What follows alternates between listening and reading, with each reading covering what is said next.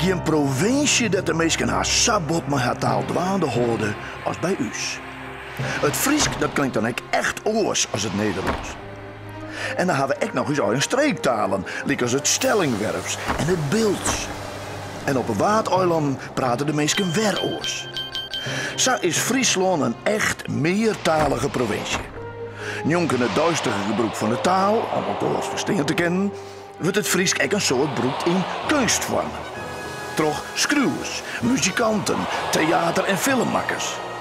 Dat helpt om een taal in leven te houden. Als dat voor altijd slagjes zal, is net wis. Want talen veroordelen hield hij terug. En nimmer weet hoe het Friesk over 100 jaar klinken ze. Taal is net een ding dat altijd maar gelijk bloedt. Taal ontwikkelt hem. In de prehistorie ontstiert in de noordelijke helft van Europa een taal die wij het Oer-Germaans nemen. Na verloop van tijd krijgt dit Oer-Germaans aantakkings naar het Noord- en het Eerst- en het West-Germaans. In landen als Engeland, Nederland en Duitsland spreken mensen talen die van het West-Germaans aankomen. Het Friesk ontstiert in de betierde middeleeuwen. Het krijgt typische kenmerken, als de J-klank in woorden als rjucht, sjongen, njoggen. Dit Friesk wordt in de middeleeuwen excreund, in wetsteksten bijgelijks. Na de middeleeuwen wordt het Friesk als schreeuwtaal haast net meer gebruikt.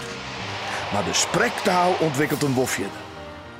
Pas in de 19e eeuw wordt het Friesk weer populair bij schreeuwers.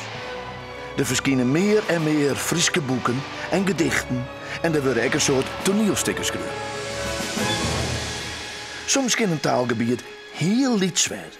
Binnen Friesland hebben we wel een soort eigen dialecten.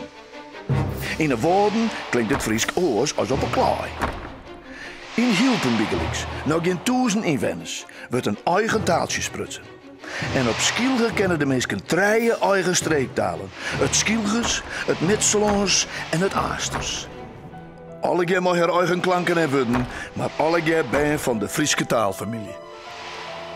Het Friesk is officieel de tweede Rijkstaal. Provincie, Rijk en Europese Unie betel je mooi om het vooruithelpen van de taal. Onder de Friese Academie in Ljouwert en om verschillende universiteiten boeten de provincie wordt het Friesk als vakjong. Of ta onderwerp maken van wetenschappelijk onderzoek. Zo'n 3/4 van de inwoners van Friesland kan Fries praten.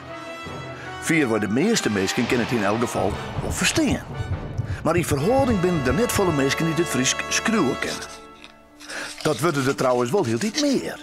Omdat er Fries op squallen jong wordt en omdat er heel iets meer Frieske boeken verschillen. Mensen zijn net altijd eens over het gebruik van het Friesk in de provincie. Het Friesk liet wel eens daar ergernissen en ruzies. Bij gelijks over de vraag of plaknaam wol of net in het Fries kunnen worden matten. Er zijn nou net een soort mensen meer die het van Friesland een volslijn Friestalige provincie moeten worden. Het doel is nou vooral om er een meertalige provincie van te maken. Dat elke in het Friesk uitreden kan, maar ook in het Nederlands reden kan.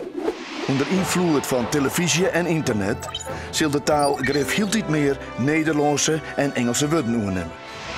Over 100 jaar zal het Friesk beslist oors klinken als nou.